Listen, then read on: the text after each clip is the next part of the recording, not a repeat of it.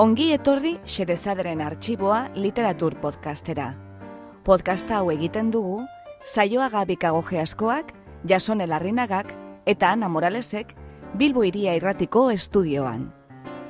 Guk bezala, zuk ere uste baduzu munduan gauza gutxi direla hain atseginak nola ipuin on bat patxada zentzutea, gera zaitez gurekin, eta prestatu munduko kontakizunik bikainenez, euskaraz gozatzeko.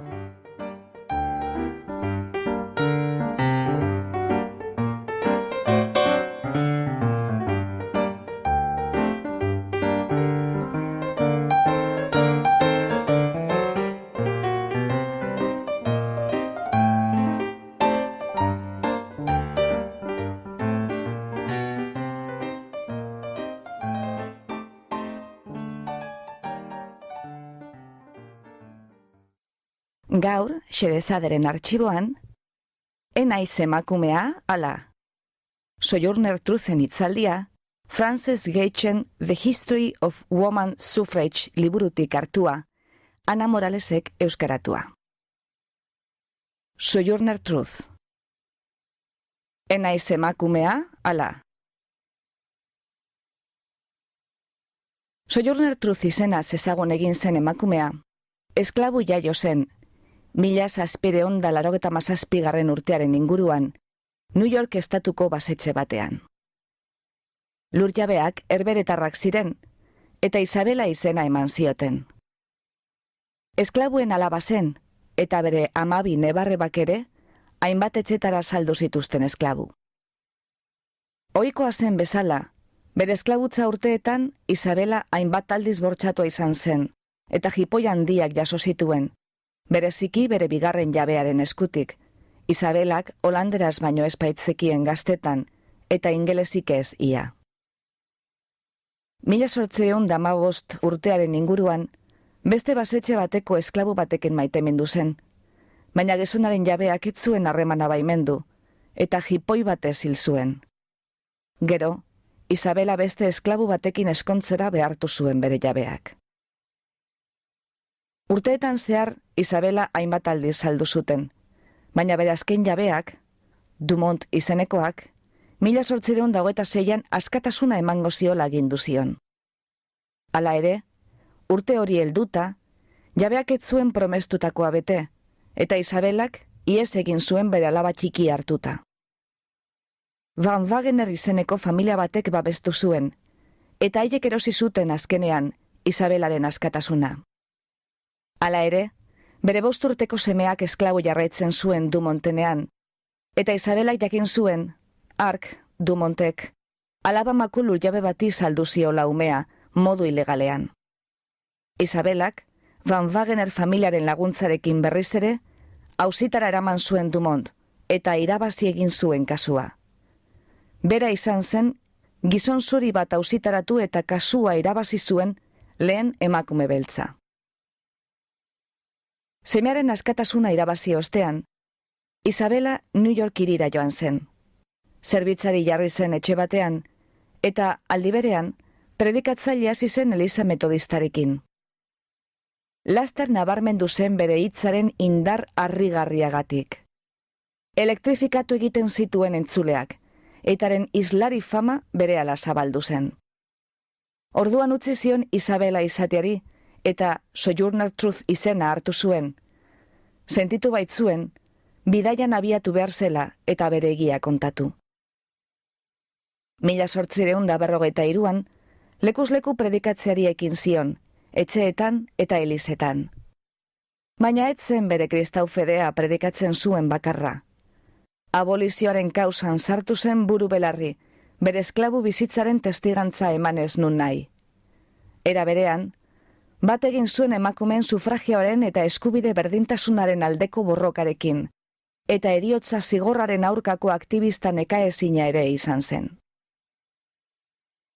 Gaur irakurriko dugun pasartea, Frances Gaichen The History of Woman Suffrage liburutik hartua da, eta Sojourner Truthek sufragisten biltzar batean emandako hitzaldi ikaragarri indartzu eta hunkigarriaren berri ematen du. 1851 urtea da. Akron, Ohioan, emakumeen eskubidei buruzko biltzarra egiten ari dira. Islari eta entzuleak eliza batean daude bilduta, mahaiburua Frances Gage ekintzaile feminista dela. Gagek, esan bezala, egun haietan gertatutakoaren berri jaso zuen The History of Woman Suffrage liburuan.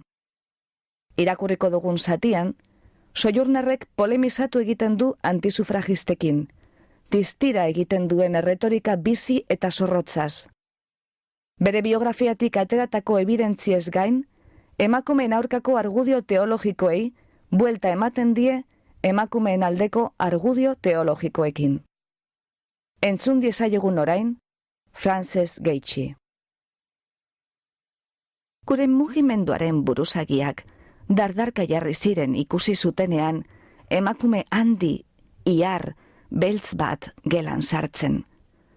Soineko grisa eta eguzkirako bonet zarpail bat zeramatzan, eta bonetaren azpian turbante zuria.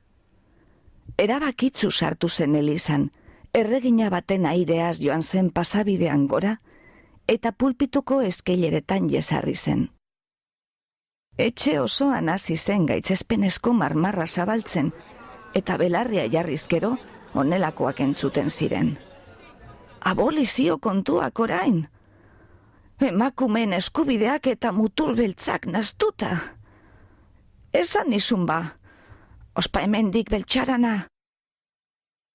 Behin eta berriro, beldurtiak eta dardaratiak etorri zitzezkidan ez du eskatzen.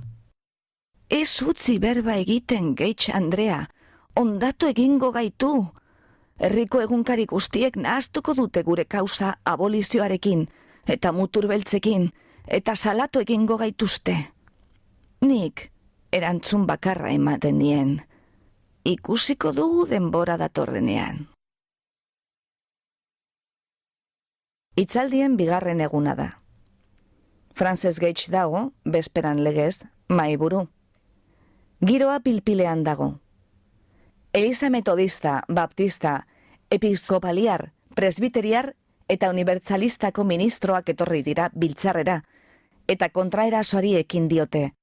Euren ustezko jakituriak eta jainkoskotasunak ematen dien autoritateaz. Bat hasi da argudiatzen, gizonek eskubide eta privilegio gehiago izan behar dituztela, emakumeek baino, adimen sendoagoa omen dutelako. Beste batek gauza bera aldarrikatu du, baina Kristoren gizontasunagatik. Izan ere, jainkoak emakumeen berdintasuna gura izan balu, bere borondetaren zantzuren bat emango omen zuen gure salbatzailearen jaiotza, bizitza eta heriotzaren bidez. Hirugarren batek, lehen emakumearen bekatuaren ikuspegi teologikoa azaldu du. Ona, berriz ere, Frances Gageen hitzak.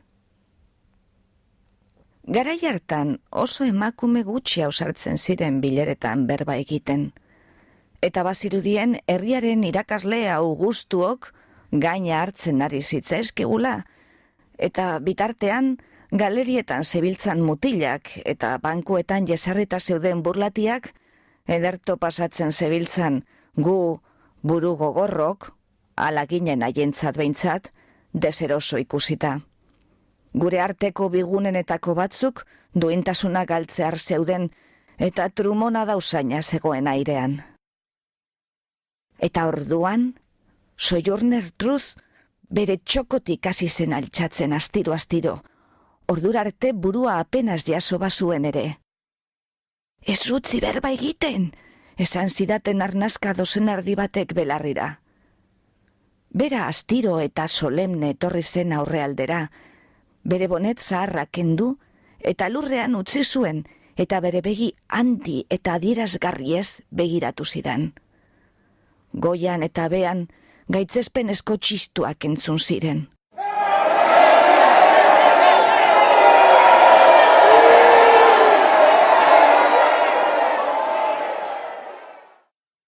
Aulkitik altxatu nintzen eta zera esan nuen. Sojourner Truth. Eta entzulei eskatu nien apur batean arren isiltzeko. Iskanbila segituan baretu zen eta begi guztiak haren gain jarri ziren. Amazona bat zirudienia, 1,81 m luze, burua tente, begiez goialdetako airea zulatuz, ametsetan dagoenaren erara. Lehenengo hitza esan zuenean, isiltasuna erabatekoa egin zen. Doinu sakonaz egiten zuen berba, eso zen, baina bai bertako guztien belarrietaraino heltzeko moduan, are eta ate leioetan pilatutako jendetzaren artetik kanpora zabaltzeko moduan ere bai. Tira umeok, hainbeste zaratarekin, zozer egon behar da hemen batxarto da bilena. Uste dut, hegoaldeko beltzak direla eta iparraldeko emakumeak direla, danak euren eskubideak gora eta bera, gizon zuriak firme ipiniko direla harin batean. Zertaz daba, berbeta hau dana. Horko gizon horrek dio, Andrei, lagundu egin behar zaiela kotxetara igotzen. Altzoan hartu behar dituztela ubideen gainetik pasatzeko, eta lekurik onena eman behar zaiela toki guztietan. Inok ez tipa egundo kotxetara igotzen laguntzen, edo altzoan hartzen putzuen gainetik pasatzeko. Eta inok ez tipa ematen lekurik onena, inon ere. Eta bere luzera osoan tentetuta, zeruan lehertzera doan trumoiaren doinuaz, onela esan zuen. Eta naiz emakumea ala! Begiratu niri, begiratu beso honi. Eta eskumako beso zaildu eta gihartzua biluztu zuen sorbaldaraino. Goldean egin dut, erein egin dut, eta usta batu, eta biltegietara eroan, eta inongo gizonek ez zidan gaina hartzen. Eta naiz emakumea ala! Gizon batek adina lan, eta gizon batek adina jan nezakeen, jateko zeo zer eukiezkero. Eta gizonak bezain ondo jasotzen dituen latigo kolpeak. Eta ez naiz emakumea ala! 13 ume egin nituen, eta ia guztiak esklabu salduta ikusi, eta nire amaren bihotzeko min berberarekin negarrekin nuenean, Jesusek beste inok ez zidan entzun. Eta ez naiz emakumea ala! Gero, buruaren kontu hori ateratzen dute, zera, zelan deitzen diote. Intelektoa, esan zuen haupeka hurbileko norbaitek. Bai, lastana, hoixe. Zer ikusi dauka horrek paina, emakumen eskubideekin edo beltzen eskubideekin. Nire basoa pintakoa bada, eta zurea kuartokoa, ezinateke bagaiztoa izango, utziko espazenin nire baso erditxo hori behintzat betetzen. Eta hori esatean, atzamarra lusatu zuen modu esanguratzuan, aldi berean zuzen begiratuz berba egindako abadeari. Aldeko oiuak gero eta ozenagoak ziren.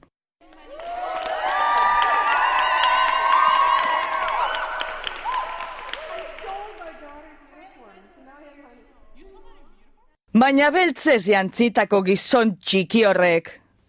Horrek dio, emakumeek ezin dituztela izan gizonen eskubide berberak. Zergatik eta Jesukristo emakumea izan ezelako? Nondik etorri zen ba zure Jesukristo? Nondik etorri zen zure Jesukristo? Trumoi estanda batek ezin izango zuen jendetza hura isilarazi emakume horren doinu sakon eta izugarriek bezala. Antxe zutunik, besoak zabal eginda eta begiak zutan. Ahotza area gogoratuz, onela esan zuen. Jainkoak eta emakume batek egin zuten. Gizonak ez zuen zer ikustirik izan.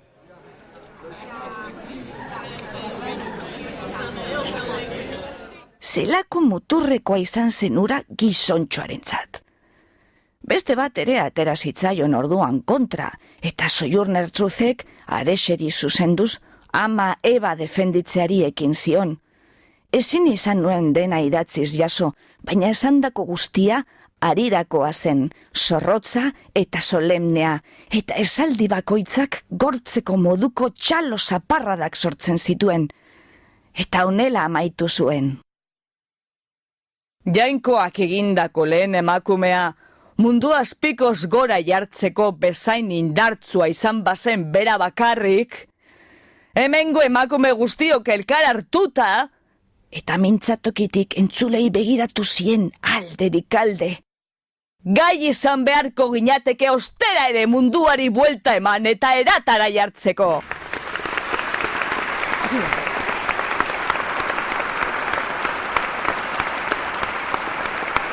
Eta honi biba eta txaloen zaparrada luzeak jarraitu zion. Eta orain emakumeak hori eskatzen badabiltza, hobe dute gizonek hala egiten ustea! Eta orain, obligatuta geratzen zuekin, eta eskerrik asko entzuteagatik, eta orain Sojourner zahar honek, ez dauka ezer gehiago esateko.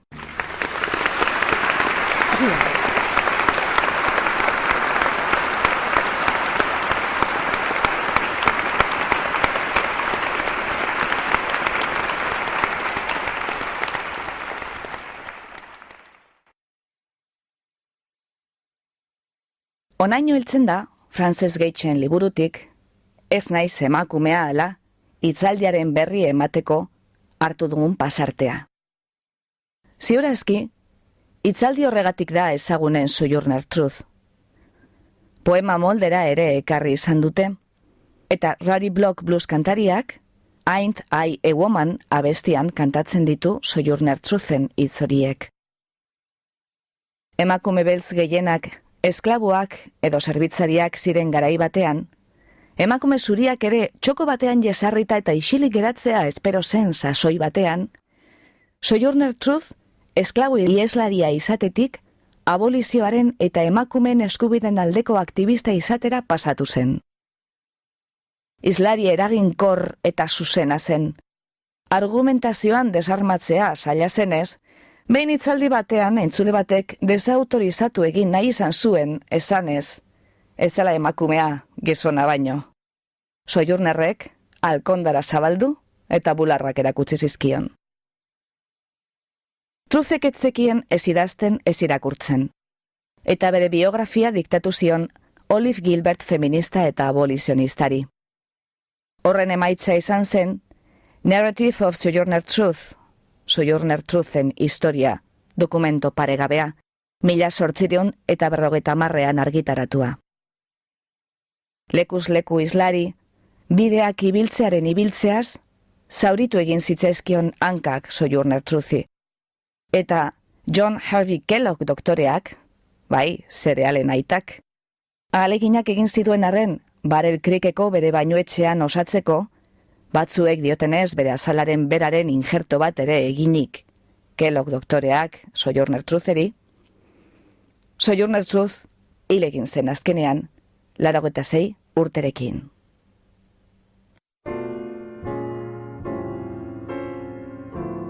Sojourner Truth had 13 children, and each and every one was sold in slavery. She said, I can work the fields, carry water like a man, I can do all these things, she said. Ain't I a woman? Oh Lord, I've been beaten, yeah, and abandoned. I walked across this earth with no place to call my home. I'm singing in a song, I tell it in a story, yeah. I still am strong, 'cause ain't I a woman? Yeah.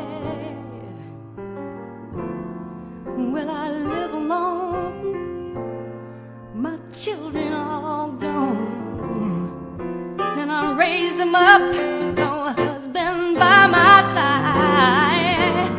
One is gone to God, and I to live in Georgia, oh babe, and I carry on 'cause hey, I woman, hey, I woman. Oh Lord, don't you know they say let your light shine, let it so shine upon the world. Yeah, let your light and your eyes behold the simple truth that my heart is filled with strong compassion, and the fire forever burns, 'cause ain't I a woman? Yeah, yeah.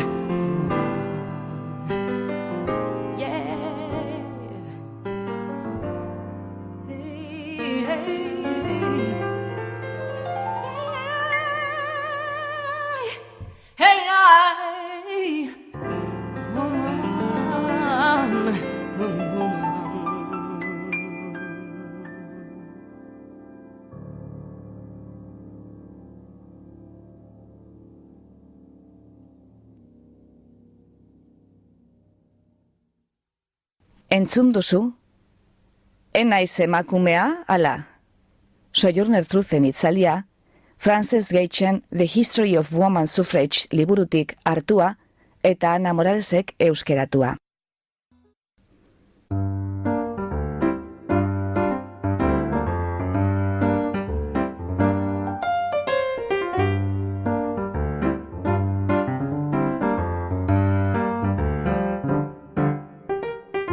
Xerezaderen artxiboko beste atal bat entzun duzu. Gure doinoa da Charleston Behind the Attic Door, Dance of the Winds taldearena. Efektuak Freesoundetik hartuak dira. 3 www.freesound.org. Podcast hau egiten dugu Saioa Gabikago Geaskoak, Jasone Larrinagak eta Ana Moralesek Bilbo Hiria Irratiko estudioan. Mila esker gurera hurbiltzeagatik. Gustora egon bazara, etorri hurrengo batean berriz ere, Xerezaderen artxiboa literatur podcastera.